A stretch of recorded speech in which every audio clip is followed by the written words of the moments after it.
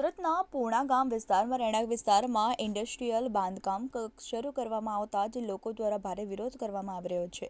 સ્થાનિકોનું કહેવું છે કે જ્યારે આ મામલે છેલ્લા 6 માસથી પાલિકા તેમજ નેતાઓને ફરિયાદ કરવા છતાં કોઈ કાર્યવાહી કરવામાં આવી નથી, જેથી સ્થાનિકોએ રોષની લાગણી જોવા મળી હતી।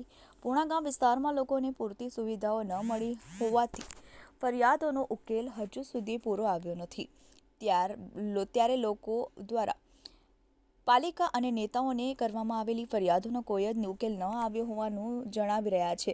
સાથે જ રહેણાંક વિસ્તારમાં ઇન્ડસ્ટ્રીયલ બાંધકામને મંજૂરી આપી દેવામાં આવી છે, જેથી સ્થાનિકોમાં ભારે રોષ ફેલાયો છે।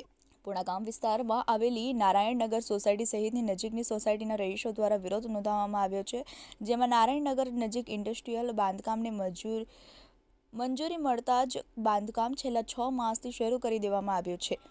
જ્યારે આ રહેણાંક વિસ્તાર હોય અને ત્યાં અચાનક ઇન્ડસ્ટ્રીયલ કામગીરીની મંજૂરી મળતા જ લોકોમાં રોષ ફાટી નીકળ્યો છે। જ્યારે આ પ્રકારે મંજૂરીને લઈને લોકો દ્વારા પાલિકાના અધિકારીઓ અને નેતાઓની મિલીભગતનું કારસ્તાન હોવાના આક્ષેપો કરવામાં આવી રહ્યા છે, તેમજ સ્થાનિકો આ મામલે લડવાના મૂડમાં હોય તેમ સ્થાનિક કોર્ટ અને હાઈકોર્ટ સુધી જવાની ચીમકી ઉચ્ચારી છે। જ્યારે આ અંગે સ્થાનિક રહેવાસી અશોક બેલાડિયાએ જણાવ્યું હતું કે રહેણાંક વિસ્તારમાં ઇન્ડસ્ટ્રીયલ બાંધકામને મંજૂરી આપી દેવામાં આવી છે, જેનો વિરોધ નોંધાવી રહ્યા છે। જ્યારે આ ઇન્ડસ્ટ્રીયલ બાંધકામને કારણે પરપ્રાંતીય લોકોનું રહેણાંક વધવાને કારણે સ્થાનિક વિસ્તારમાં ગુનાઓ અને અસામાજિક પ્રવૃત્તિઓનું પ્રમાણ વધી ગયું છે, તેમજ નોન-વેજ ખાણીપીણીનું પણ પ્રમાણ વધી ગયું છે, જે બાબતે ફરિયાદો કરવા છતાં એક્શન લેવાયું નથી। જો હવે પણ કોઈ એક્શન નહીં લેવામાં આવે તો આ બાબતે હાઈકોર્ટમાં પણ જવા તૈયાર છે। ચેતનજી બુંદેલા, TV18 ન્યૂઝ, સુરત।